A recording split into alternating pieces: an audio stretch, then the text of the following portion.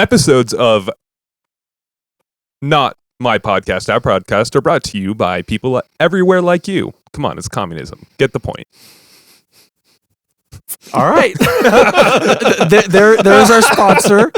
We're also sponsored by Pedigree Dog Food. Hashtag not a sponsor. Maybe one day. Maybe one day we will we can aspire to be Pedigree Dog Food. I'm sure the very communist Not My Podcast, Our Podcast would be a great place for them to advertise for them. It's true. Miles, do you want a dog? Do I own a dog? Yeah. Not currently. My roommate has two, but well, you don't, so you're not the one buying the dog food. No, hell no. So why would we Pedigree Dog Food? If you ever want to sponsor someone for no reason, come sponsor us. Yeah. This is a podcast. That was implied by context. We like money. I'm not sure. Well, okay, I like money. We I don't like know if you guys. sharing wealth. I hate money because I don't have it. Yes, so we are jealous of money. Right. So if you communism sounds great right now. Okay. All right. Welcome, everybody. This is now episode 2 of Not My Podcast, Our Podcast. I am Francisco again. I'm Eric. And we have our first guest. Episode 2, getting on our first guest. My name's Miles. So we did talk about Miles a little bit on our first podcast. Miles, how'd you like our first podcast? I mean, my feelings literally just changed because before I was like, oh, I'm sure it'll be good. But now I know you're talking about me on the first podcast. So Miles is not a true fan. He has not yet listened to our first podcast. Yeah, fuck this podcast. Contextually, podcast only released on Audible right now. It's going to take about a week for and the rest Amazon, of them. right? Amazon is not. Well, Amazon is Audible. Oh, wait. That's right. Yeah. Would I have to have an Audible account? Yes. But I don't think you need to be paying for it. Oh. I was like, I have no clue. It'll be up on other Hey, you streaming guys have some services very shitty soon. marketing going on right now. Okay, our only marketing is me talking about this with the people I Yeah, work with. and That is the extent. Hey, as of right now, we have 1 download on our Audible podcast. May I just want to point out to our listeners that Francisco just said that the only marketing is just him talking to people. I'd like to highlight the fact that does not include me talking to people about it. Who have you and he talked would be about? correct. I was going to say, who have you talked about? Your friend Noah was here the other day. That's true. Noah wants to be on it. I talked about Who's the one who brought it up to him, though? I did. I got back from work one night, and you and Noah were here. And I'm like, yo, Noah, you want to come on our podcast? And he said, you guys are doing a podcast? Are you sure you didn't say why? Fuck no. No, Noah's actually kind of down to come on. Yeah. We got tons of guests lined up ready to come on the podcast. But yeah, so first podcast out. Do have a couple things to say about that. Number 1, we did record a video for it. Did not work out well. This is not going to be with a video. So there are different times in the first podcast where we reference oh, you can see this. Well, no one can see it. So hopefully you're going to be able to see it today. We got it recording now, but And you can see the glorious glory banner of the basement. Exactly. And so hopefully this one works. And so if you listen to the first one, or if you're the one person so far that's downloaded it, you'll be able to now see our glorious flag. Number 2, audio, while very good in some spots, is not very good in other spots. Hopefully we will be fixing that at some point. I eventually got to the point where I'm just trying to learn all of this. So I got to the point where I'm like, I'm done trying to fix some of this and just released it. There's a few words that are just straight up cut out because when I was going through the editing, it just oh, this word was too short. So not too short, too low. So that's gone. But yeah, it was a successful edit so far. We got our first release. Hell yeah. Oh, yeah. All right. So first things first, how are you guys doing? What's going on with your life? What's going on, Miles? I know you had a few things you wanted to talk about when you came on here. You got a list of them in your notebook that's right by you. Well, I mean, they're quick topics, but stuff that's just been on my mind. I mean, so there's 3 things, and I kind of generalized them into categories. So, first one's policy I wish, would change or be made. Just be made. Oh, that's a rabbit hole. Okay, so we got policy, like policy. Yeah. Okay, so we got politics as the first group. Then the second one is an ideology that I think would... Is this revolving around the topic that we haven't introduced yet? No. Oh, just in general. Just in general. Oh, okay. These are general topics, but I have specific points in these topics I could bring up. So you get to pick. Okay. And the last one is like... It's like a choose your own adventure novel.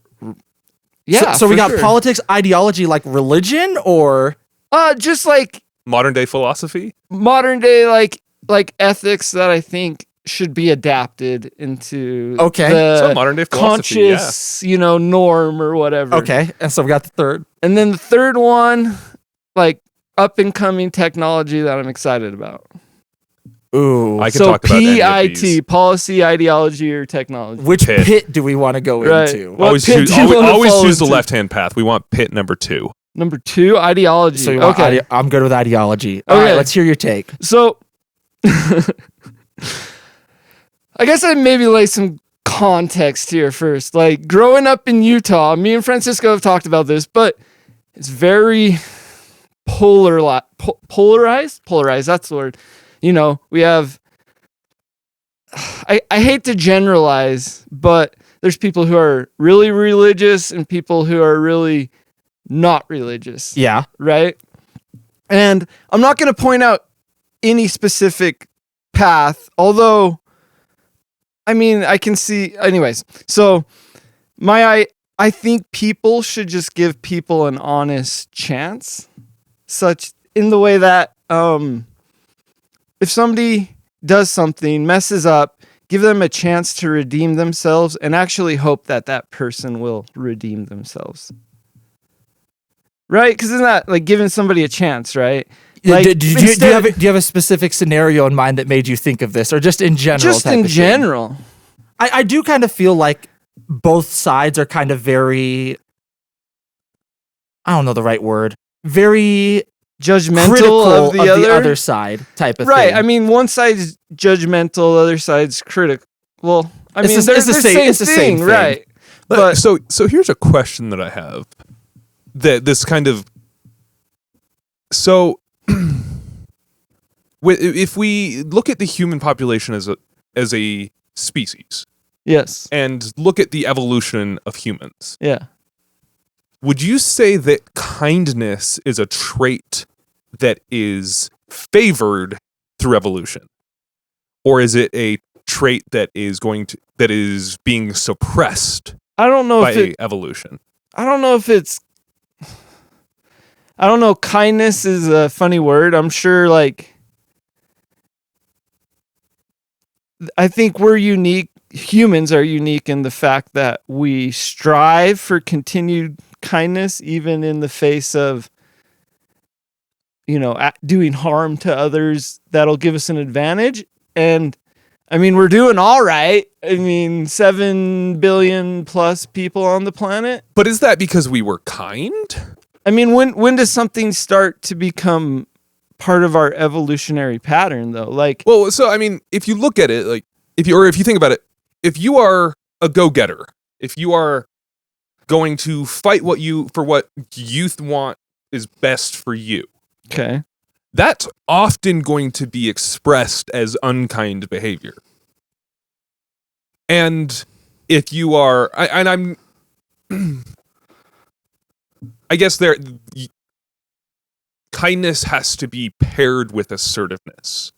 Submissive kindness, I would say, causes you to become almost easily a victim of someone who is on the assertive and unkind. right. So there is balances, but being a judge, because I mean, it's like a spectrum, right? Let's get nerdy with it. It's like a matrix. You got two possibilities Yeah, in each, right? And those are opposites, right? So that would be like, oh my gosh, we're getting super nerdy. I mean, if we think about it as and the then pundit the square, other, what? as almost a pundit square. Right. It doesn't. There's no some game on it. Like they kind of balance each other's out. They But don't. do they? Like, Well, so like submissive and kind, I feel like is going to get suppressed. okay. I feel like submissive and unkind is going to be neither suppressed or favored. Towards what goal? What is Just the goal? the goal of evolution, passing your traits on. Passing your traits on and like becoming a stronger, more self-sustaining species. Yeah, right? and I feel like kindness doesn't quite fit that mold. Well, they're like, it's almost like you want to shoot for the extremes, but I don't think like of being like, I don't know. I think it's the extremes that actually do have an effect on, everything, right? It's the extremes, but like those are kind of more towards the norm because they're easier, and that's why people go to them. I just so it's almost a conscious choice to like go. Well, I'm just wondering if it's in some way, if the judge like. I heard an interesting point, and I'm largely playing devil's advocate here, just trying to like unpack the issue that you brought up. So, you're both aware of the uncanny valley, right? I've heard of it, but so it's like the okay. Typically used with animation. Yes. The closer something gets looking towards human, there's a point where if it gets too close but isn't quite right, it looks wrong. It's like the freaking what was that one movie we watched with Angelina Jolie? Oh, Beowulf. Beowulf. Yes, that is a very one that looks just terrible because it's too good to look like just weird animation, but it's not good enough to actually look like actual humans at that point. This was on Netflix, right? This is an animated Beowulf story. It was like it was on Amazon, but it's a Amazon? movie. It's the Okay, same yeah. guy that did Polar Express. Polar Express fits the same. Yes. Okay, I've seen that one, I believe. Yeah. One school of thought on the uncanny valley is that it is ingrained into our genetics, because if I have sex with something that's mostly human, or not even mostly human, just a different type of human. Okay, I'm following you.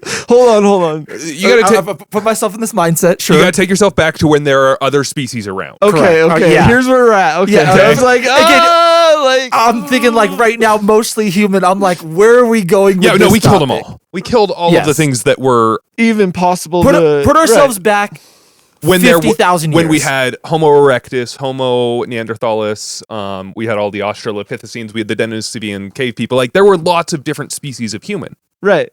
And when you have two animals that are very close that interbreed, sometimes it'll add genetic diversity, but oftentimes it will cause problems in the gene pool. And so there's a school of thought that we developed the uncanny valley to distinguish between other species of humans? other species of humans, because if they look almost like a human, then they fit that right in that spot where you're like, don't fuck that. So, okay. But like, isn't that how it is today? Are we not each like a unique species in that regard? Kind of, because it's like... Okay, now let me take you to the point where I'm saying that's ingrained so biologically that we don't like animation that looks slightly off. Is kindness a situation where we've for so long, if you are sharing, you're sacrificing things for your success, right? Like we're genetically we're still hunter gatherers, like so, and I mean, sacrifice the weak for save the strong. Like that's cutthroat, but it's the way it is. Like, is that not where we fit as a society? So is seeing these differences of like that those people are slightly different than I am, they are endangering my way of life, they are fitting into the uncanny valley, and so I therefore genetically want to push that group away. I do agree with what you're saying. I think it's very much kind of ingrained in just people as a whole of like I'm not saying it's right. Oh yeah. I'm not arguing. It's almost natural. Yeah. The us versus them type of thing, where it's like, if you're not with me, you're against me. It's a kind of almost natural way of thinking. The problem is that now that we are no longer hunter-gatherers, that's where the problem comes in of like, it's no longer us versus them. It's just us. Well, I was gonna bring up that point though, that us versus them. Like, I think The Good Place, right? Yeah. This is getting into all the ethics and shit. Yeah. But like, it used to be us versus them, like Eric was talking about, right? Different species we identify with, we don't. Now it's me versus everyone else. That's like the mindset we're in, but we need to get past that. Like, I think we try to like say, we're so unique because we identify from all these different groups, but we're still human, and it's almost like we need to come back together now that we realize what species we are. A counterpoint to that is it's very easy to have a pack mentality, and if you take a bunch of people and put them in a room together, but not very many, like sub 40, they can organize themselves pretty well. But the more people you get into a room, the worse that communication throughout is possible. Sure. And so if there's 40 people, I can form a genuine connection between them, and we don't need government. We could start a society without government of any kind because I have that personal relationship with everyone. But once we scale that upwards, you really can't have close personal relationships with more than maybe 100 people. Do you not think that we'll ever get to that point though? Like, okay, 100% not in our lifetime. But you don't think like thousands and thousands and thousands of years from now we're ever going to get to that point? Like, I at least feel that it's like, relatively speaking, we're still very close to hunter-gatherer of like, anyone that is not part of my group is a direct threat to me type of thing. Do you think that way off into the future we'll get past that? Like, I feel like kind of your thinking is kindness is gonna have to be a trait that we start selecting ourselves to push forward, and eventually it's gonna make it through. It's just gonna be a hell of a long time to get there. But how do we, as a society, both ethically and effectively deselect for things like jealousy? Because as long as jealousy is common, we're going to have problems where you are coveting your neighbor's stuff. We've been trying not to covet for thousands of years. But again, it's only been thousands of years. Think about evolution. Think about if somehow we keep the Earth survivable for 1,000,000 years from now. That's a whole nother That's a whole nother topic. But let's say somehow we do. Humans can sit here and thrive for 1,000,000 years. I think it's a choice that humans are going to have to collectively make over multiple generations. Absolutely. I mean, isn't that what society is anyways? And look where that's gotten us. But again, it's from my perspective, I always try to, I'm an optimist at the end of the day. Sometimes I like to play myself as a pessimist and stuff like that. I really am an optimist. I like to believe in the goodness of people. And I think if the longer this goes, the better it's going to be. Right. Type of thing. Well, think about just even the actual advantages to the individual for being kind. Like, you get the good chemicals released in your brain. You're not stressed. You're not, freaking out for some reason, or you have like fear and anxiety. Those things release cortisol in your body, and that's not good for you. So the people who are going to survive are the people who have like the oxytocin and the endorphins going all the time. Then why do we still have mental illness? Because we're not perfect. I can't, like, of course there's this great ideal where we're perfect, but like, that's not the reality, society, but we need to shoot for the good. We've developed, or as humans, and I feel like humans are really one of the few, there's other things probably like this. I'm not going to say that humans are the only thing, because that wouldn't be true. But I feel like we get to see humans, especially having genetic traits get passed on that are an inconvenience and nothing more. So take bad eyesight. We can fix bad eyesight, so that's not going anywhere. And bad eyesight is technically a dominant trait, I believe. So as humans continue we very well could see, or we expect to see bad eyesight to become more prevalent throughout the human population. But there might be It won't make good sightedness extinct, but again, there might be a point in the near future where we can just go in and change people's genes that they have. There might be a point closer than we think where we could literally eradicate bad eyesight. That could happen. It could. Not in our lifetime, no. It might though. You think we can go and eradicate bad eyesight within our lifetime? The next 80 years. No, we have the genes and we've looked at it, and I don't think we Like- we really have a full knowledge of what's Like, really Okay, going okay. on, right? Do the genetics, can like, I- how would you do it, I guess, is a thing. I'm not even gonna bridge that. Okay, yeah. 23 years ago, we took stem cells from a sheep, and we were able to convince those stem cells to grow into a new sheep. Yep. And we called it cloning. That was Dolly the sheep. Yep. Now, what we can do, and what we're on the brink of, is taking DNA of an existing animal, cutting sections out, replacing those genes with other genes, and then allowing that animal to come to full term. yeah. This is how we're bringing back the mammoth. We're bringing back the mammoth is coming back in 6 years. Oh, really? They're doing it. It's happening. Eric has been showing every single person he knows a video that he showed his class the other day Yeah. of this. It's a whole thing. It's in Siberia. Yeah. Wow. Yeah. So it's like, I was going to say Presbyterian Park, but that is Pleistocene. Pleistocene Park. Trying to, instead of doing Jurassic Park, that's not possible because fossils are rock, not organic material anymore. yeah.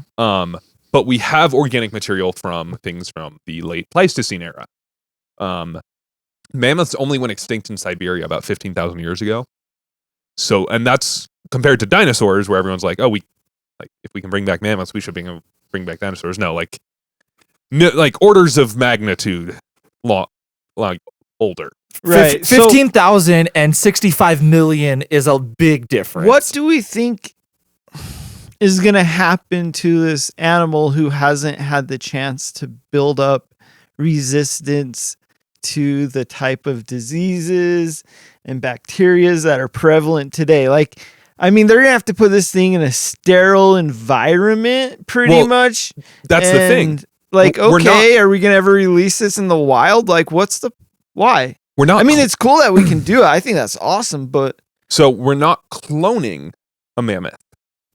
We are creating a new mammoth. we're Jurassic Parking. Oh, definitely. So what they're doing is they're taking the genome of an Asian elephant, because why would they create a new elephant? We already have a very, very, very functional elephant.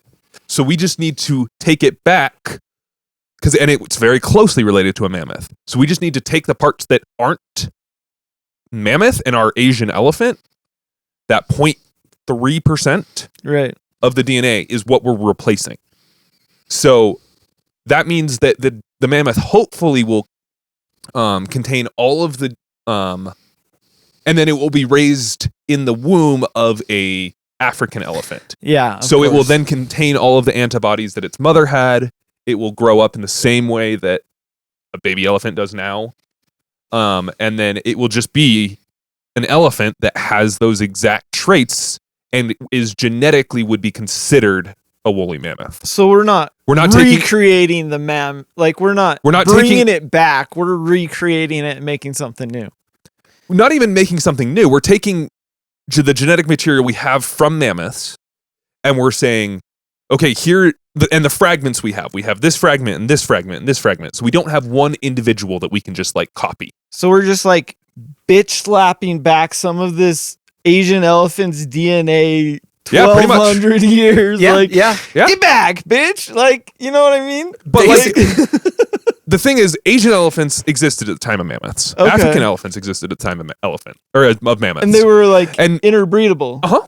So is this thing going to be a mule like in situation or No, it should come out as a fully sexually viable organism. Wow. That's big, cuz that's a big thing, right?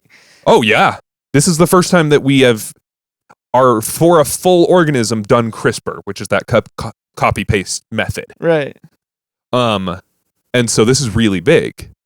And at the end of the day, there's nothing to say, like, from this moment on, if we can sequence a genome, find certain genes in that genome, replace them with desirable genes, we are to eugenics. But at the end of the day, it's like, I agree. CRISPR, fantastic it's technology. super cool.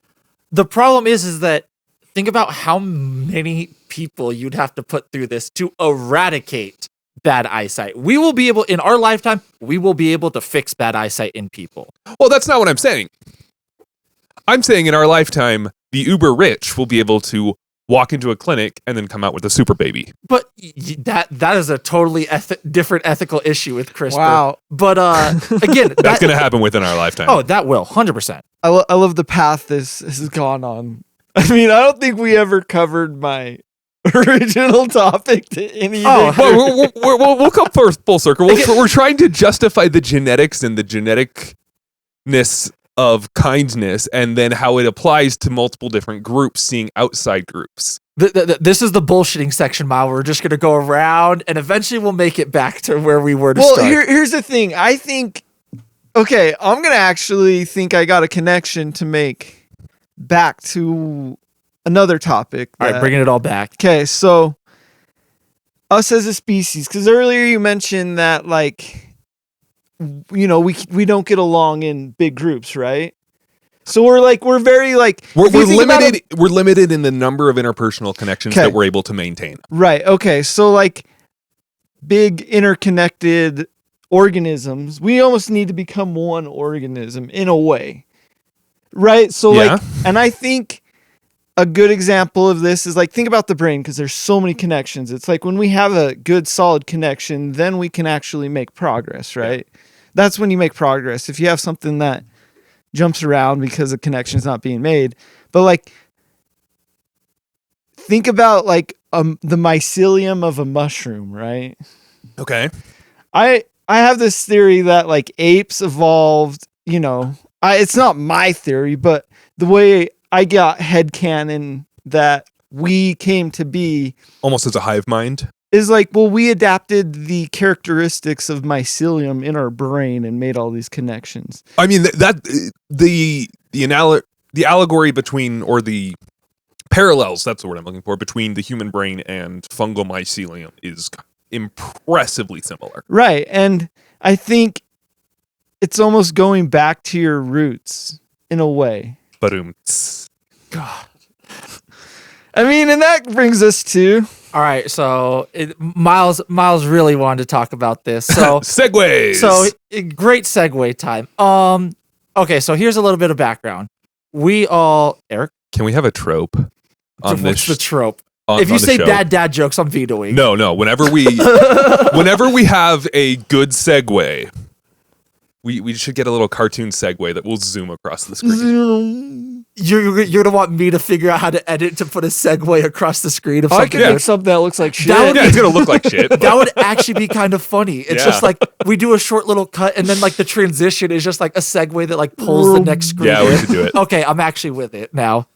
Okay, you convinced me. This is happening. Like do like a wipe transition with a segue. Exactly. Hey, great podcast so far, by the way. Yeah. Thanks for the opportunity to come on. Of course, you are the first guest on our podcast. This is big. This is gonna be big. This is kind of big. You know what I mean? Like, maybe once we get like double-digit listeners, we'll get famous after that. Maybe we'll see. We'll see what happens. We don't know about that yet. If we can get 4 digits, then I think you're going big. Hey, if we could ever get 4 digits, I'd be impressed. Hey, that would be, my band has 4 digits. Well, of listens. It's of different songs, yeah. But I'm saying different. Unique fans, listeners. Right. You guys, Nah. I was like, I doubt it's had 1,000 unique listeners. I think that's where you kind of hit like a threshold where it's like the people that just are gonna, it's like the residual people who actually will share music is big enough to cause some kind of effect. You know what I mean? Like an exponential growth. It's just basically anything has that like snowball effect of like Right. the snowball's not going to be doing anything, but once it starts going, it's going type of thing. Right. I love the graph of the log function because it's kind of like you're starting at like 0 and negative infinity, which is like nothing, and there's a long way to go, but you only have a threshold. You can only, I don't know, you get so high because you only have so much time. You know what I mean in your life? Yeah. Nerd. I'm a nerd. I don't even know if that. So speaking of made sense segues. to anybody. Okay, But drugs. Okay, but bring it back just a couple seconds. So, again, we talked about this last time. Me and Eric used to work together as math tutors. Miles worked with us too. I still work with Miles as a math tutor. Well, the thing is, I've been there so long, of course. Miles has been there a course. long time. I'm not gonna get into that. I don't want to dunk on Miles on our podcast. Dunk on me for being an awesome tutor who's seen the growth of the math lab into what Exactly. it is today. I mean, fuck that. That's lame. Yeah. So okay, I I'm have sorry spent that a you've lot been there long enough to have seen that growth. I mean, we're doing good. I mean, you're not wrong, but I don't know very many people who brag about watching grass grow. That is true. Grass grow. Education and like Grass, the thing grass about the grows faster. Grass grows What's faster wrong- than the math lab. What's wrong with the propagation of knowledge to the The next propaganda. gen? It's propaganda. Says the teacher who is teaching the youth. Yeah, this asshole. Okay, bringing it back again. Segue. Reel ourselves back in. We're eventually going to get to this topic. I have talked about this topic with both of these two individually. I don't think you guys have ever talked about this together. So our topic this week is going to be about drugs. More specifically, different interesting uses drugs people are finding for different drugs now. Also, if we have time to get into it, I know you're very interested in like drug legalization and stuff like that. But I know both of you know a lot about this. You both have looked up a lot about this. Well, yeah. I was like, you guys have. I've basically had the same conversation with both of you at different times. We've both done research. Okay. This episode of Not My Podcast, Our Podcast is brought to you by William Randolph Hearst. We'll get into that later. You'll know why. I was like, you're going to have to tell me who William Randolph Hearst is. Okay. I think the first one that I wanted to bring up and the one we've talked about the most is kind of these new uses people are finding for stuff like mushrooms, which is a very, very interesting topic. So which one of you want to kind of introduce these newfound things that people are using mushrooms for? I mean, I'm going to introduce it more broadly than that. I appreciate that. Yeah, you go. So let's approach this from a scientific perspective. Okay. So we have, especially among different, or there's a lot of herbal medicine and fungal medicine that exist and has existed for a very, very long time. Like what? Mushrooms. Penicillin. I mean penicillin. I mean, Okay. and then we can go back. One of the oldest, and if not the oldest, cultivated crop, cannabis. That makes sense. So I mean, we have this long history of utilizing herbs. A lot of medicines that we use all the time are herbally. They may not be any more herbally produced, but initially that's where we got them. Aspirin, that comes from willows. I did not know that. Yep. I don't know if that's the only source, No, but probably not. if you're ever out in the woods and you've got a headache and you find a willow tree, pull your pocket knife out, cut off some bark, and chew on that shit, and you're gonna be feeling pretty good. Wow. Okay. Okay. Now, so we've got all of these good plants and funguses. Fungi. I do know the plural of fungus. Nope. Funguses. We're going with it. Fungus among us. So, and I am surprise, I am a huge supporter of the scientific method. That makes sense. Right. I teach Wait, science. why? I'm a high school science teacher. Oh, okay. So, the thing that has bugged me most about any of uses of quote unquote drugs has been the limitations that has included and on the scientific method. What do you mean? Yeah, elaborate. It has been incredibly illegal for a very long time to do any kind of research on marijuana, on mushrooms, or even if there were ways to do research, it involved tons of bureaucratic hoops to jump through. I do know this. I know that. Does that make sense? Yeah. Well, even And so we can't even learn more about a lot of these drugs because we consider them so bad. We couldn't. Like Things are changing. Things are changing. That's what I'm saying. But Right. like that's where I'm going to come down on this, is that there are going to be hundreds of thousands of new uses of things that we can't even imagine. Oh, absolutely. But we have to unlock the door to even let us learn about these compounds. Like one of the oldest cultivated plants ever. We don't understand how it affects the brain very well because it's been illegal to do brain chemistry experiments with it. I don't know if this is true or not, but I've heard it one time that every single, like, at least United States based research for weed is all grown from a single place, like in Alabama. Yeah. Like, it's like one place, one guy is allowed to grow Right, the weed. strain G13. Is that what it is? Right, did you ever see Half Baked? Of course I've seen Half Baked. Okay, so that's like that was, I don't know, was that a 90s movie? I'm sure it was It was 90s. It was a 90s movie, right? And that back then, the war on drugs was still rampant, so the only way they could get, tested weed that could be tested was from the government and G13. I did not know it had a It specific had a kind specific of strain. strain, so that it's a constant, right? Yeah.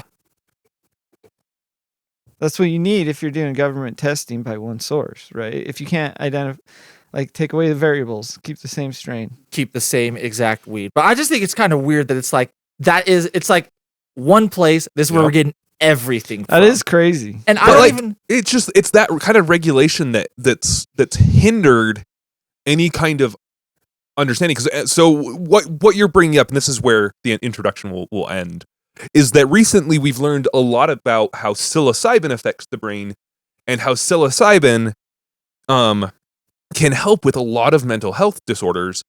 And the only reason we're finding this out now is because it's been a very, very, very highly controlled substance. Right.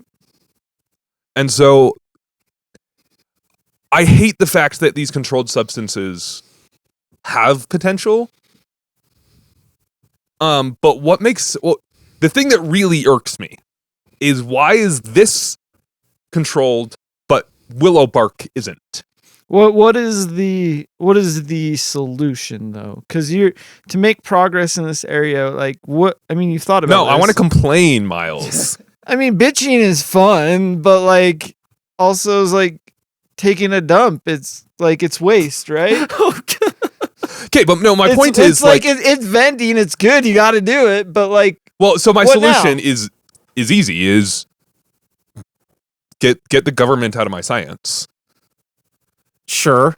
right. But you don't think there needs to be? I mean, I don't want to go into this, but I don't know. How much do you think government should have no hand in scientific discovery, or When human trials come into play, I do appreciate the oversight of a government an agency? Right. Okay. Right. So, which is annoying for some statisticians because but here's where it complicates the issue: is if they feed people Skittles, they have to get it approved by the government. well, there's uncontrolled experiments basically, because everybody outside that does drugs, of course, they're not reporting their results or what's going on. It's become such a secretive and kind of shadowy thing. Yeah. That's what drugs have been seen as for a long time. I mean, what you're saying is that the data are there. Right. It's just black boxed.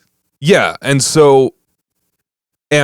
by the inherent illegal nature of doing these activities, it causes the data to be secluded, like hidden, because we don't get any of the data from the middle stuff. Like, we probably understand like stuff like heroin decently well, but I'm sure that people on heroin or who have a history with heroin understand it a lot better. Probably. Yeah. Yeah. So, I mean, what would be kind of the solution for this? You're saying one thing you're upset about is like, okay, we have some stuff that's restricted, some stuff that's not. Are you just going full on like? I think it should be 100% legal. I think any person.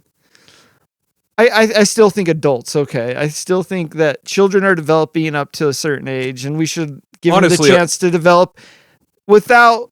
I mean, we honestly should move all like brain altering chemicals to like 25. Yeah, I mean, okay, yeah. So there should be a point. That's when the brain stops developing. It should be legal, and you could go into any pharmacy and buy whatever drug you want. I did know you had this opinion. I don't know. I don't think I've ever talked about this with you about any drug. The full on legalization of every drug.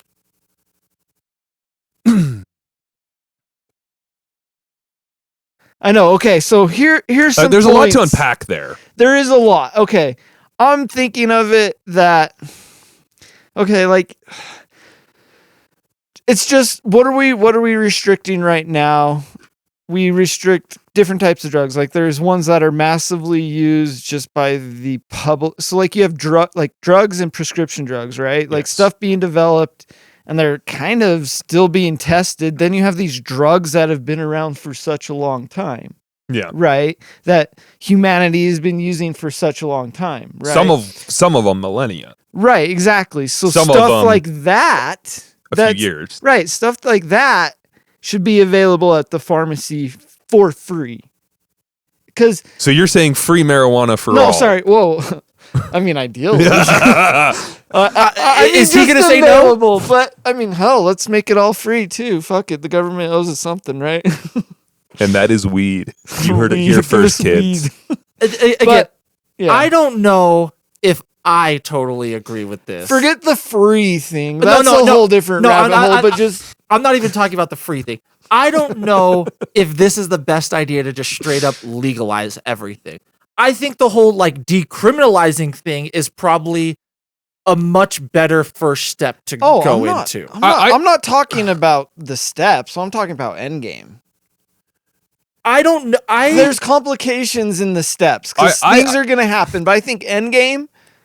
I do think that I do like decriminalization much more than I like just full legalization. Right. In that a lot of these, I don't want possession with the intent to sell to be legal. That's true.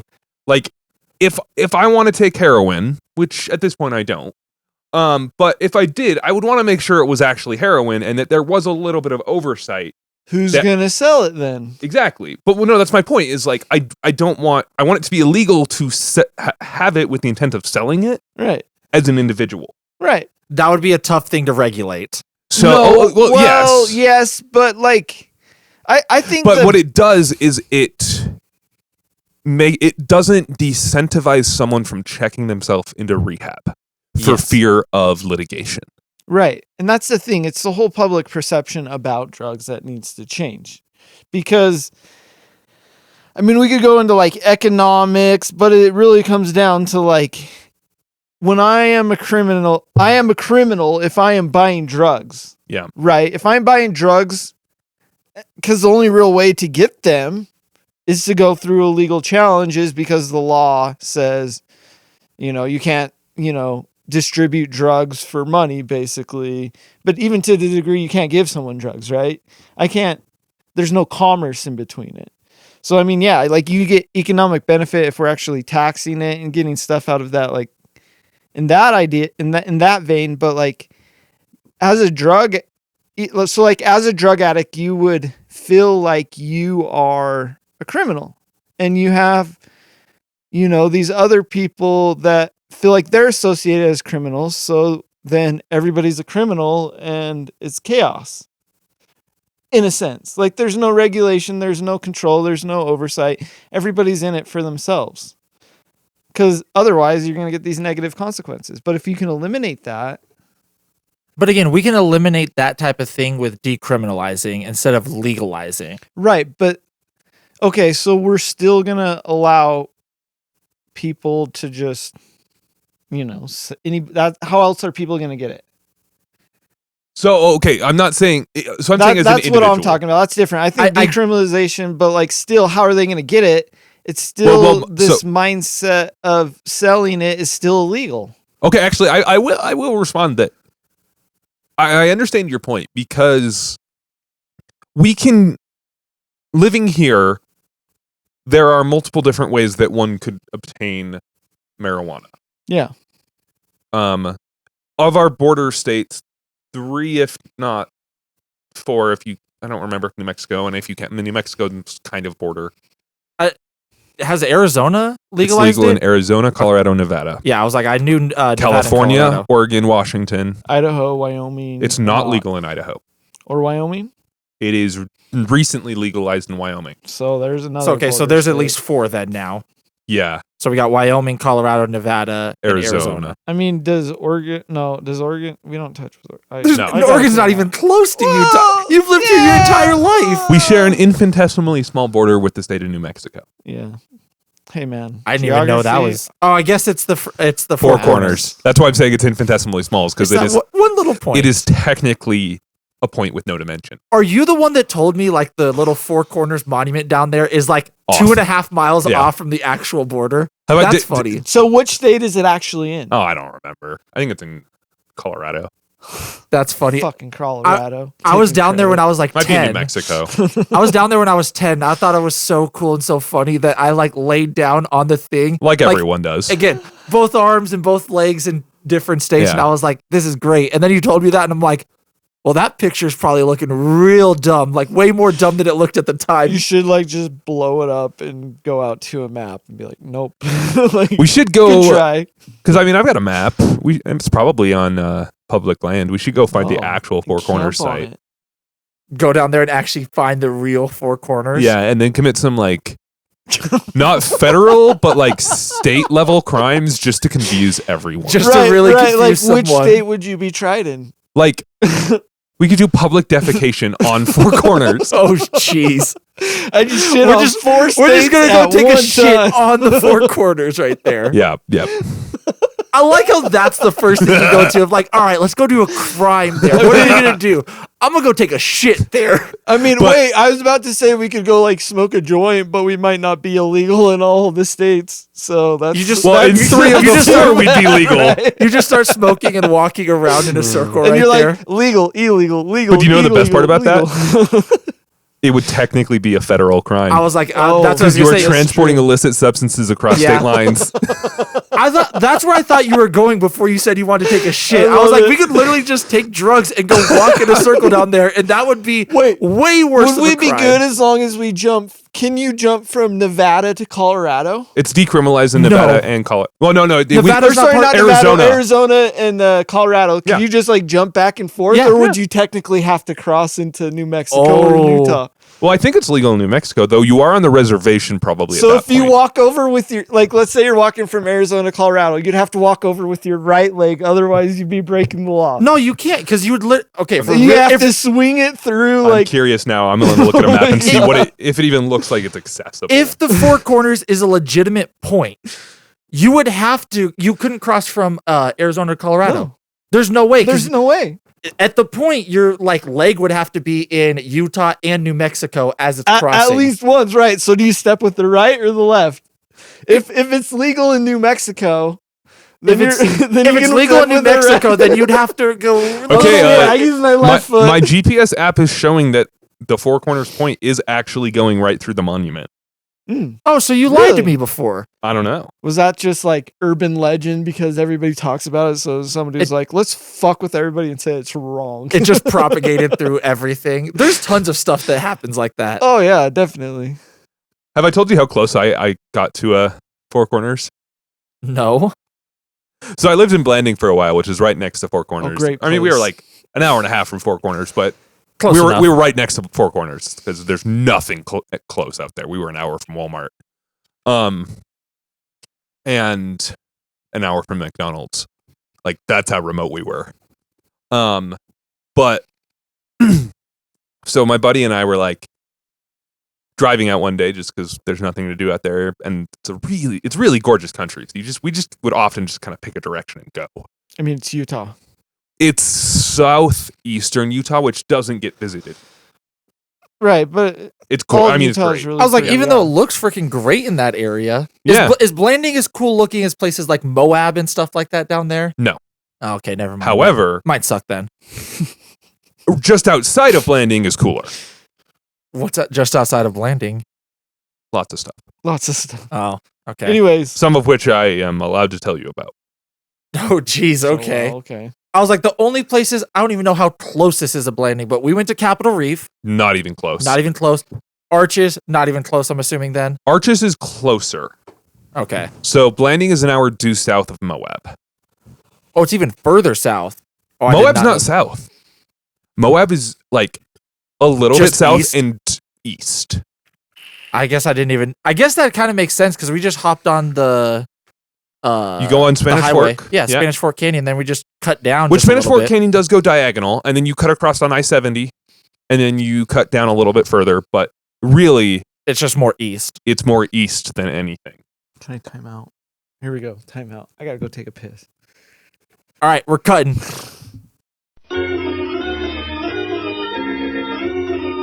All right, we're. Yeah, we Jeez, good? We're okay. good. Oh, we're good. Okay. We're Hell back. clap. We're back for the pee break, guys. Just Sorry happy. about that. I'm just excited. We I'm peed. sorry, guys. All right, so I forgot where we left off. Okay, but- so we were in Moab talking about Blanding and being close to Four Corners. yeah, get your mic too. Your mic's tilted a bit. There we go. Is that better? Can you hear hopefully, me in all the glorious details? Hopefully, when I'm now? editing, I can hear you well. Oh yeah. Oh, I don't want Cisco. to. Please don't whisper into your mic like that. I don't know if you know this, but I have to listen to this podcast a lot to edit this. I know. Our first podcast, I listened to, I think, 5 times going through. And so if you're sitting there, Was like, it good the last time as it was the first? I love hearing myself talk. So Damn. Damn. That makes sense. That So- makes sense. So I thought it was just as good. Hopefully everyone else did. But I don't want to start like getting Court's nice headphones down here, having it on, and then ASMR come on in my ear. I don't want that to happen. Thank you for coming to our podcast. Okay, okay. We actually got to keep this podcast going. Francisco. This is just to make you uncomfortable. This is going to make everyone else listening to this uncomfortable too. Everybody, But if it Eric, makes you uncomfortable, we've succeeded. Eric, we're trying to get to double-digit podcast listeners. Come on, we're not going to be. I'm not. Okay, I am not doing an ASMR podcast. That is not happening on this podcast. If we like appeal to every type, then I mean, hey, Okay, No. so we were just out driving, and we got pretty close to the Four Corners Monument, and so we were just like, you know what, let's do it. Then why not? We're here. And so we drove into it, drove to the gate, and we had 10 minutes before they closed. And we saw at the gate, it was like a $15 per person fee to get in. It wasn't I don't remember it being a per car fee. That could be my memory just being wrong. But it was a per person fee. And so literally I pulled up to the booth. We looked at the price. The guy walked out and I said, "Have a good day." And he's like, "What?" And I backed up, turned around and drove away. Oh, jeez. You're like, all right, this is good enough. We were I like got close 100 enough. feet from it. I mean, that's stupid. What they got to give every other state $5? It's not It's so. it's not a federal monument. Can you come at It's it? not a national monument. Oh, it's privately owned. It's on the res. oh, it's, Oh. So it's owned by I think it's on the Navajo reservation, so it's owned by the Okay. Well, at least the money's all going to one place. Yeah. Instead of like how they distribute that, they're like, here's $375. That's here's such $375. that's such a weird thing that it's like a per person. Because Yeah. what was it? But I mean, it's because It's not a national park. It's not a National national park, park. you They- pay by the vehicle usually, right? but, Yeah. but I think that's still weird. First of all, Because they can. when we went to Utah Lake, it was a per person fee as well. When we walked in. Was that just because we walked in? Yes. Why didn't we drive in then? Because you guys were idiots and didn't. Yeah. You guys were we just the big dumb idiots, Miles? We're like, hey, should we all jump in one car? Let's just I think it was like $2 a person to walk in. Hey, we needed to warm up, bro. But it was you guys slow as shit. Like, or no, I think it was $5 a person to walk in, and then like $15 a person per car. $15 per car. Per car. Yeah. And so we could have all piled in one car and paid $15, but you guys just went in, and then it was just Sheldon, Court, and me, and it didn't make sense. It was the same price for us to walk in. Yeah. That was a sucky disc golf day. That was of our entire disc golf that we did over the summer, the worst one. Worst one by far. Yeah, not even close. Well, okay, which one did you think was the worst? The second worst? That one for sure was the worst. Okay. The second worst was the freaking Midway course where I threw into that thistle and we walked around in thistle for like I will say that was when us three went that day. Us three all there too. I would say I went and played that same course the next day. Super fun course. Oh, I'm sure, but if you're walking around in thistle, that's gonna Utah ruin Lake? any activity, even like your marriage. Super poorly maintained sex, course. Whatever. Yeah, I was like, I think the problem with the Utah Lake was just it was terribly maintained. The only part that was bad with that Midway course was that one spot where Miles lost his disc. Yeah, all the other spots are decently well. Like somebody found that disc. Really? Did you get it back? No, he's like, I called him up. Well, he called me up, and then I didn't answer because random ass number. And then he texted me. He's like, "Hey, found your disc." And then I call him. I'm like, "Hey, so like, how can I get my disc?" He's like, "Can you be up here in like 30 minutes?" I was like, "No chance. I drove all the way out there. I can't be there." Right. And I'm like, "Well, if you're coming down to the valley soon, that'd be dope." And he's like, "Yeah, maybe." And then just never heard from him. This is probably a guy. Okay, this guy probably plays there often. I'm sure, maybe. I don't know. I should have just told him to put it somewhere and then just got up and got it. Yeah. Yeah. I mean, but $15, right? How much? It would have been cheaper to just go get it instead of replacing it, but I don't know. I didn't think about it at the time. The guy was kind of a douchebag, but whatever. I think the second worst course, it's not even a bad course. I just hate it. Saratoga? Is the Saratoga course. I legitimately just don't like the course. It might be because when we used to live down in Orem, we lived right by Sarah. I love Sarah. I think it's a fantastic course to just go out and play. Well, it's too much of a boundary, right? Like you're like funneled in for Saratoga. For Saratoga, yes. Correct, yeah. Because the problem I had, it's one of the only places I've ever lost a disc because I threw it in someone's backyard and I couldn't get it back because they weren't home. Because you couldn't see it, that's a totally different thing. No, I knew exactly where it was, but the problem is like some of those backyards just don't have any fences on it. And I'm not just going to go walk into their backyard and grab my disc. That's like, number one, I'm going to assume illegal, even if there's not any freaking fence there to stop it. If it's not posted. So I could have just walked into their backyard and got it. You should have just done it. Like, if somebody did that, I don't know. Maybe it's just me. Maybe I would have just like jogged in and then jogged out if there was played it as out of bounds. Or like, I don't know. And if anyone got mad at me, I'd be like, "Sorry, I was just getting my disc back." I'm right. Nah, literally, here's my name on my disc. I'm just grabbing it. There's plenty of times as a kid where I hopped into people's backyards that I shouldn't have, and so I've just learned. Right. Let's not do this anymore. But why did you do it? When I was a kid? Yeah. Because I was a dumb kid. Okay. Were there fences? Were you playing games? There were, yeah. Was it like you kicked your ball over, or you're just being an asshole? The latter. Yes. Right. Okay. Sure. Fair enough. And so I was just like, yeah, I'm not gonna do it. And the course, I just don't like it. I complain about it just because Sarah's cooler and we're not near Sarah anymore, and that makes me sad. That is sad. But okay, enough about disc golf. I did. Drugs. Well, let's talk about drugs. Yeah, well, that was a tangent. Should we do like a tangent line graphic where we create a curve and then just hit it with the tangent and then it spreads open? Gosh, you should have been here when we were talking about math all last podcast. Why? I mean, it's not like I've worked in a math lab. You know what we should do is when we go on a years. tangent, we should have the word tangent appear in the bottom, and then just travel on a path like this.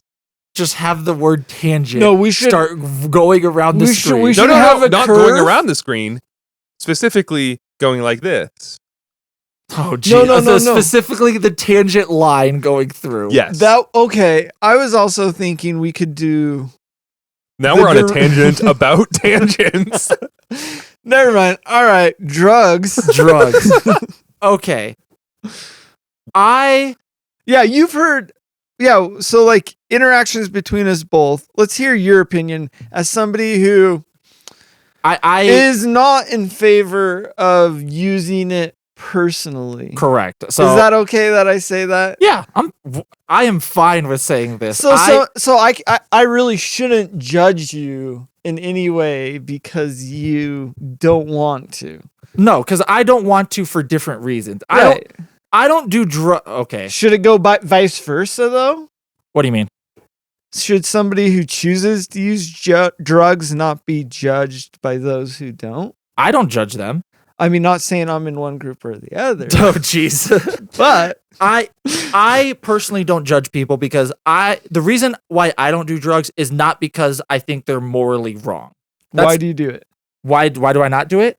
Yeah. Because I have Why do you do not do? I have a very addictive personality and I would have big problems with any drug that I use, whether it be like alcohol, weed, anything. not to pry too much, but like why? Like why do you feel you're that way? Because I know myself well enough and the types of things that I do have problems But what was with. the process? Like it's not just like you woke up one day and you're like, hey, So I shouldn't do drugs. So, okay, growing up,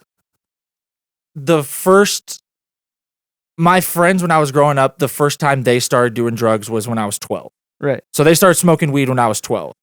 At that point, I'm a good Mormon boy. Well, good. I was good. I was good enough. I was good enough. As we so I was all like, are. and so I was like, I'm just not going to do drugs because that's kind of the thing. And eventually I was just like, I got to ditch this friend group because I can see the path they're going down and I don't want to be on that path because my mind was like, I want to play baseball forever and ever. I need to be able to do that. And if I follow this, I might not. And some of those friends got into some trouble at different points in their lives with different things. So was it like education? But no, so Like what was like the conscious, like, cause you know what I mean? Cause like, yeah. So that kind of thing stayed with me for most of my life. Like when my friends started drinking when I was like 14 or 15, Sure. same type of thing. But then eventually got to the point where I was just like, okay, I was 18. I was like 6 months out of high school. And that's when I stopped going to church. Yeah. And I really had to ask myself of like, okay, why don't I now? Like, it's not because of church or anything at this point. It's just because now it's my choice. Now I had to be like, do I want to do this or not? So you have a choice. It's not like you had like pressure that No. pushed you one way or the other. Like, I mean, I'm sure your parents wouldn't have been happy, right? But my dad wouldn't have, especially for drinking, my dad wouldn't have cared at all. My dad drinks not all the time, but he drinks when he wants to. right. Yeah, sure. But the reason why I did not is because I looked at my family, and especially my dad's side of the family, have had very, very serious alcohol problems at one point in their life. It's not like the intellectual knowledge that you gained, because I'm sure you No. had DARE in school and stuff. Did you Yeah. guys have that? Yeah. Yeah. That- Okay, that was still a our thing age. at that time. Our age was like one of the last times they did DARE. Like, did you have DARE in elementary school? Not at my elementary school, but I know it was like around at that time. Yeah, a little bit after us is when they stopped the DARE program. Okay. But it wasn't because of anything like that. Before it was religious, and then I got to that point, it was just like You recognize that you had a family history of. I have a family history of people that, but all of them had a problem with alcohol, and they've all very much struggled with it at some point in their lives. yeah. And I looked at me and I was like, what's different with me besides them? Right. I'm not any better You than these relate people. to them, right? It's not Yeah. some random teacher standing in front of the room Yeah, saying, and it's just like bad, he yo. shares genes with them. yeah. That's true. And so it's just like I can see all of them struggle with this. I'm gonna bet that I'm gonna struggle with this if I do it. And I've seen other things I've struggled with to know that I do have an addictive personality. So it was kind of like a life education kind of thing. Yeah. Like experience of seeing but like, do you think you would have gotten it earlier or sooner if like somebody who's had a problem talks to people about it? Like you know what I mean? Like my dad had a problem. Right, I've talked to my dad about his problems. Okay, so like it was like somebody you look up to, right? Like Yeah. a mentor who, and just people being open with you. If you guys think I'm a strong-willed person, my dad is a very strong-willed person. Maybe that should be a caveat to doing drugs is you should, or drinking is like being open to talk about it, right? Yeah. Because like, I mean, that can help other people make a decision, but since it's so closed off and shut in a closet with everybody that like, oh, this is bad, this is criminal, like But yeah, it's that has never been my perspective on this. right. It's very much I'm not going to do this. You guys can do what you want type of thing. Right. So that's why I don't really judge people that do it. Cause I'm like, number one, I understand kind of the bit of it. Have I wanted to do drugs before? Yeah. Have I wanted to drink before? Absolutely. There are times still to this day where I do still want to. And I got to remind myself that this is not for the best at the end of the day. For me personally. Yeah. Right. Are you malleable to change? Is it just right? I guess there are certain things that are just kind of just out of the realm of possibility, or just not. With most things, I don't think I'm gonna drink or do drugs in my life. Yeah, It's just me type of thing. sure. And so I'm fine with that most of the time. It's good that you can make that decision as an adult, because like that is the problem with drugs, right? Is addiction, right? It becomes a thing that you almost need. Yeah. And that's the argument I've made with most people is that, especially with alcohol, because of all the drugs of the things, people for some reason look at alcohol as the most acceptable. The most acceptable version. The most acceptable, I when in disagree. reality it's such a shitstorm. I agree disagree. too. Wait, I disagree. What do you think is the most open? Caffeine. Okay, yes. Okay, I mean, and then we got to start defining drugs. Is Sugar? vitamin C a drug? First of all, if I'm going to talk about the stereotypical drugs, I don't even think alcohol should be the most acceptable. Oh, I agree. How though? I think weed should be more acceptable than easily. alcohol. Easily.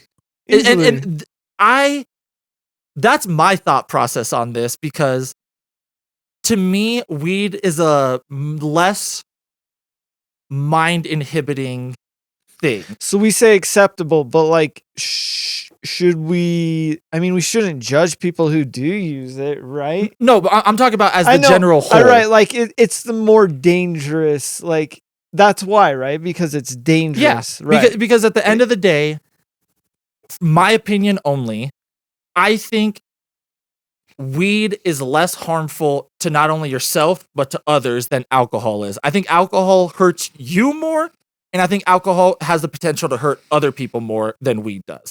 That's why I think it should be more acceptable to the grand. Do you guys want to hear one of the big reasons why marijuana is federally illegal? Isn't it Nixon? No. Oh, it's way because earlier than that. way earlier. Cotton. William Randolph Hearst. Wow. Here we go. Literally 5 minutes into the Brought podcast, to we got you to this by. now. So William Randolph Hearst was a newspaper tycoon. It was him and Pulitzer, and they controlled the media of the United States at the turn of the century. Okay. Pulitzer to the Pulitzer Prize. Pulitzer to the Pulitzer Prize. Okay, William Randolph Hearst, if you've ever heard of the movie Citizen Kane, that's something. that's a I've heard biographic of. movie about him. Really? Uh-huh. I haven't seen that one. It's supposed to be one of the best movies. I made it halfway through. It was really good. It was really just so much to process, and I was writing a paper about William Randolph Hearst, so it was a research watching instead of just an enjoyment watch. And so you couldn't fully The enjoy mindset it. was off, right? Yeah, it's boring, but it's very good. But William Randolph Hearst was I don't know if he was a billionaire, but he was equivalent to a modern day billionaire. Okay.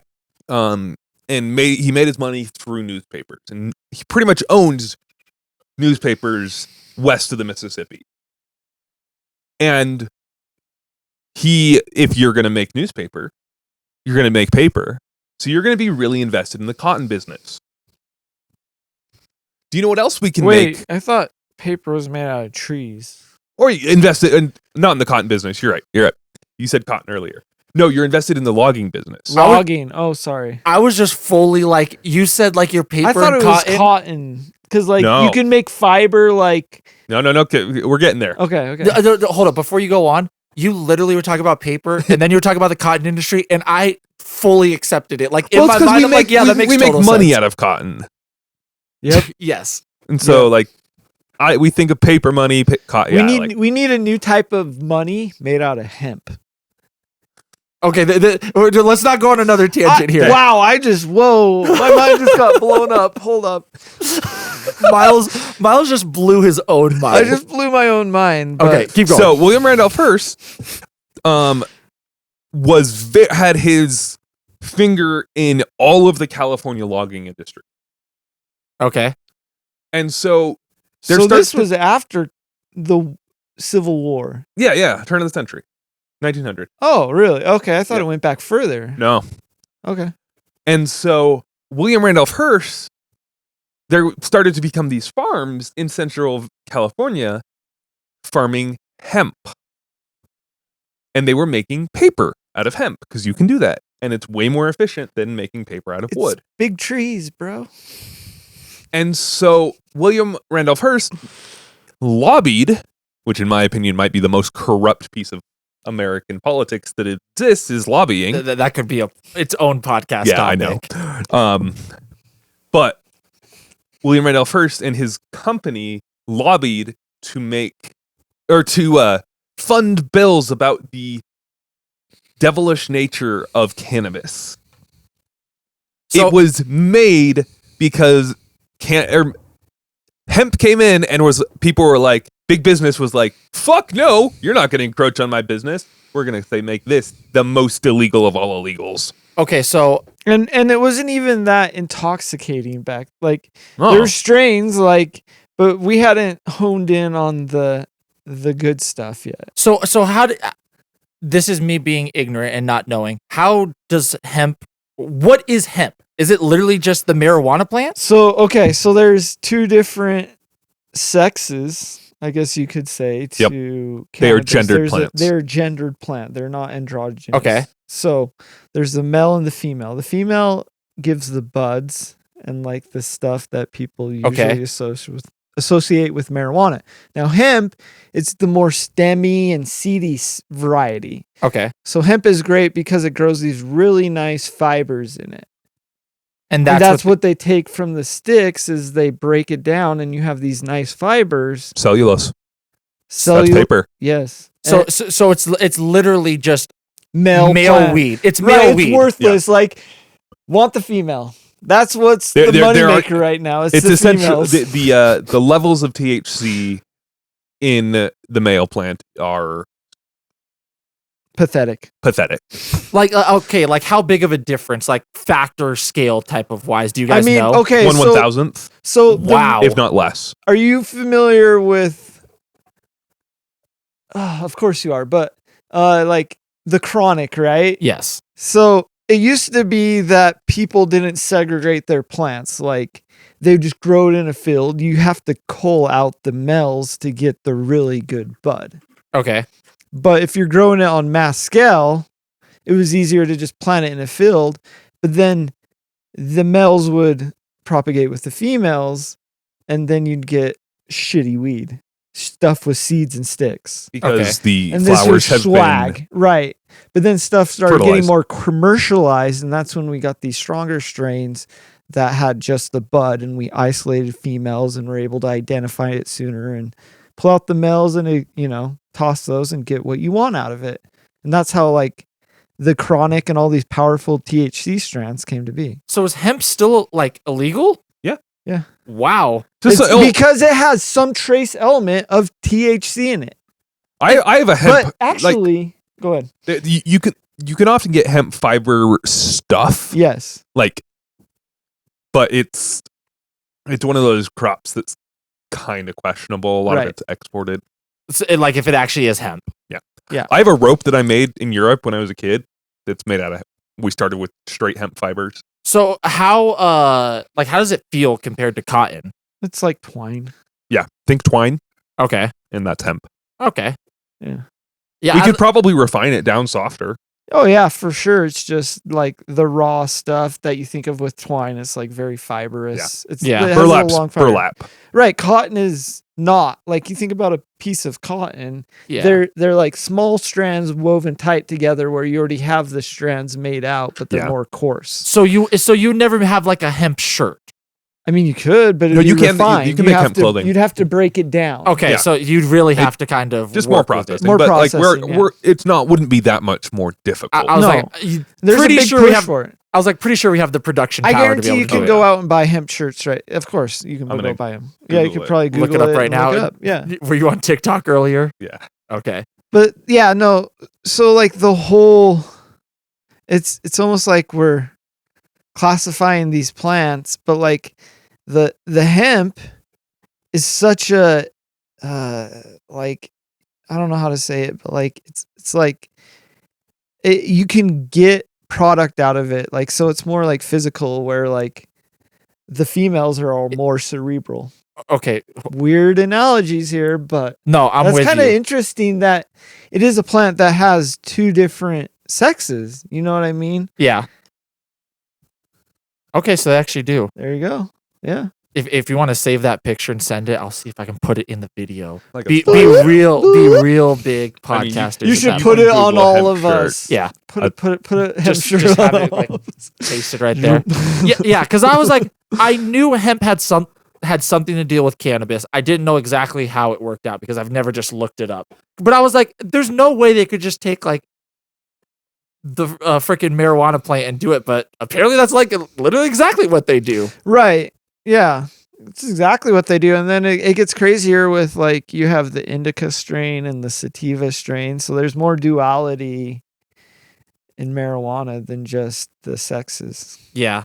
It's Hemp is among the fastest growing plants on earth. It's like- abundant. like the okay, you say fastest growing like plant industry No. or just it's a fast growing The plant. plant grows. It and swift- bamboo are yeah. the fastest two growing plants, Wow, I did which not is know that. why it's such a good industrial product, agricultural product. I have something I think that should be done is they should just grow hemp in that giant ass hole in between the streets out here. What are they doing with that real estate? Your exit is so fucked. It's stupid. The 2100. It's so ridiculous. It's It's ridiculous. no. Once you get used to it, it actually works really well. Why did they like separate it so far apart? Like, why are they like, okay, there is a big gap between, what is it, eastbound and westbound? Yes.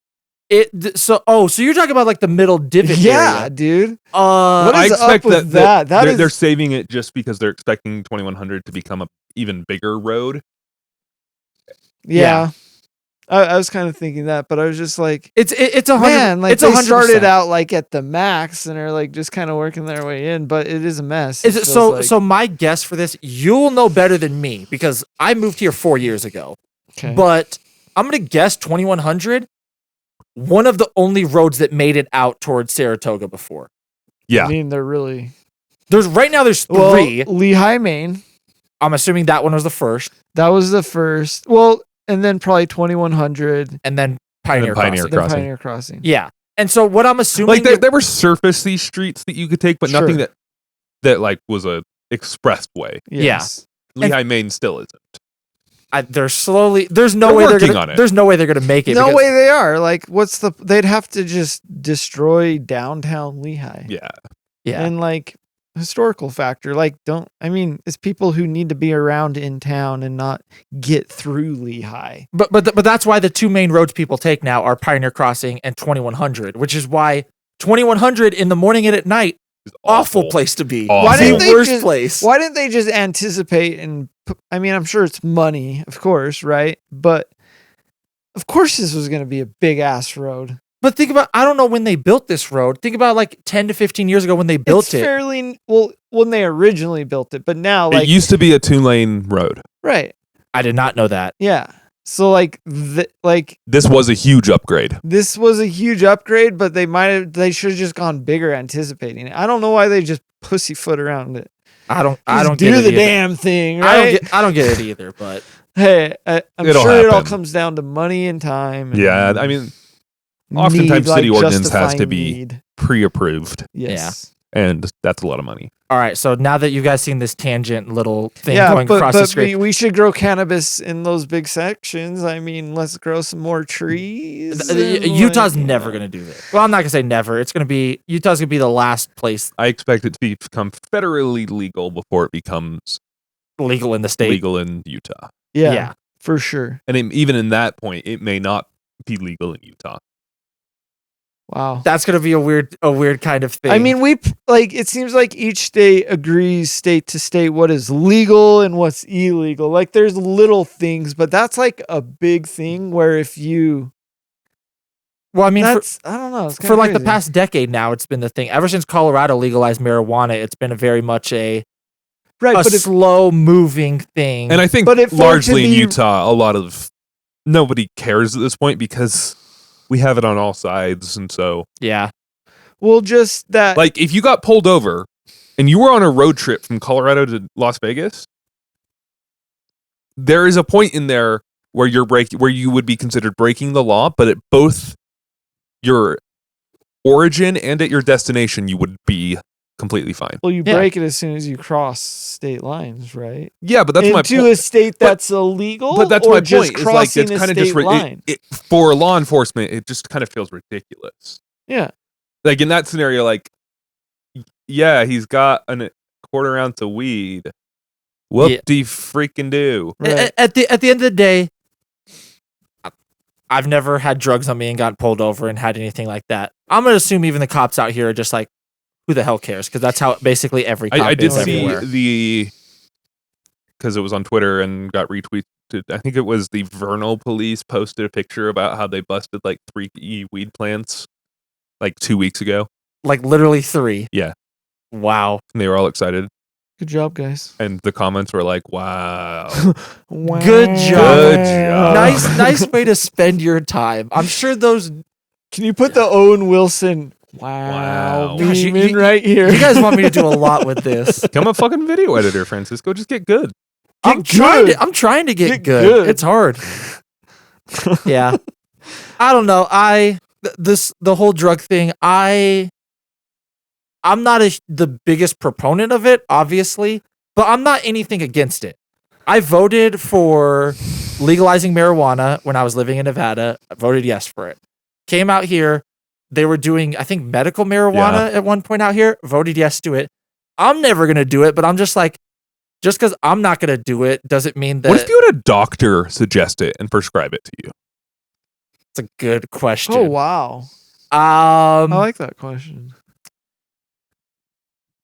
at that point, if I really believed that I would do it, I wouldn't smoke. I just don't like smoke to begin Sure. with. Yeah, Sure. that's I'd admirable. probably do some type of like edible type of thing. Okay. If I really wanted to, I'd have to really. So, like, what if you, like, this is getting into too many hypotheticals. Like, I'm good. Why I would like you do it? hypotheticals. But, like, let's say you got in a depressive state and mushrooms were, like, legal as a therapy aid. Would you do it? If it was In a controlled environment where, like, you took it with the medically license, guided. like, yeah. So or guided with a medical Do you professional. think that should be legal? So I'll say this for anyone that doesn't know. This is something I am interested in, where they have shown, some studies have shown that shrooms, along with essentially therapy. I don't think there's a better essential term for it. Shrooms, along with therapy, has shown to not help with depression, but cure depression. Yep. Right. Which is a wild claim to make. Yep. I would love to see more data on this to show that it is true. Well, But that just comes back full circle, that it comes back to scientific regulation. yeah. Right. And so if they were to show that, yes, this is an actual thing, I would be more interested in doing that. And for the only reason of that, for as far as I know, I haven't looked at the whole study as much. It's like a 1 or a 2 time thing. It's not like a consistent thing where you have to do this all the time, going to therapy to do this all the time. No. I'd be much more interested in that, because at that point, On that, in my that's the thing with psilocybin is that your body develops a tolerance for it ridiculously quickly. But so it like if you take it regularly, it's ineffective. but it's at the point in my mind where it's no longer.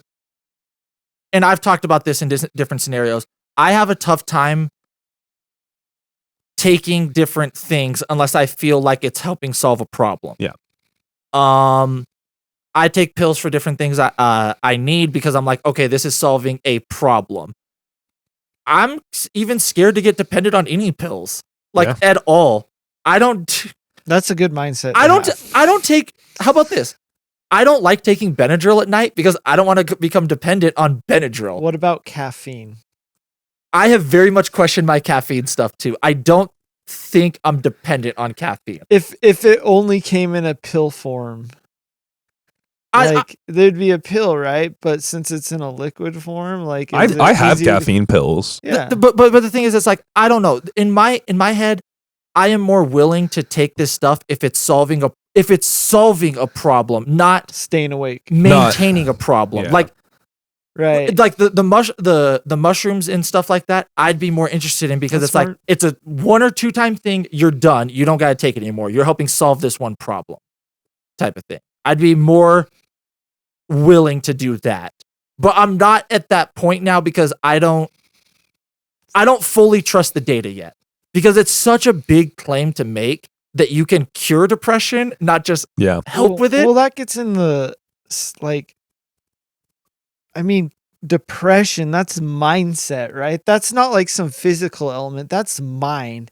Does that butt into like religions? Because isn't that what religion is trying to do? Is there is a physical element to it. Like there is with the neurotransmitters and the neuroreceptors in your brain. Like depression is a physical ailment of the brain. Right, but it's this spiritual, because everybody who's taken mushrooms describes it as spiritual.